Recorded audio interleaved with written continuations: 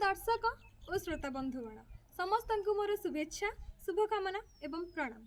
मु मनीषा विश्व आज नहीं आसी ओडिशार जड़े सुसाहित्यिक कवि ललित कुमार स्वाईंकर एक सुंदर मनछुआ कविता। कविताटीर शीर्षक ओजनिया हृदय। तेबे आसंतु शुणिबा कविताटी। ओजनिया हृदय। 16 लुहर असह्य श्रावण परे 32 वर्षरे शेष पाहाचरे तोड़ी से दिन स्मृति को मो हाथ पापुली रे खेली असंभव नीरवता भावना रे। निस्व प्राणी संचरिला चेतना नवीन भरीगला असरंती साहसर चिन्ह। दीर्घ दिन व्यवधाने धन्य ए नयन पुणी थे सीतेईला आंजुलाए स्वप्न। डाकिले आसबि तम बक्ष देश चिरी डेई जीवी नई सत दरिया पहरी। डाकिब कि हेउ मिछे थरे हाथ ठारी तम पाई तमनासी देवी विहायस चिरी।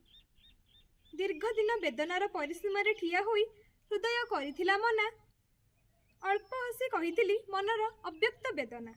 झुरुथिला भांगी लुह सूक्ष्म झिली देई पुरुथिला मनरथ किछि क्षण पाई। लाजकोड़ी पत्रक स्पर्श स्वल्प प्राप्ति पाई मिथ्या हसे आखिपता आस्ते आस्ते आसे नई। मिठा स्मृति अल्प डर भसीथे दिनरु आज भी उज्जीवित स्पष्ट प्रतीयमान प्राथमिक स्कूल परिसररू।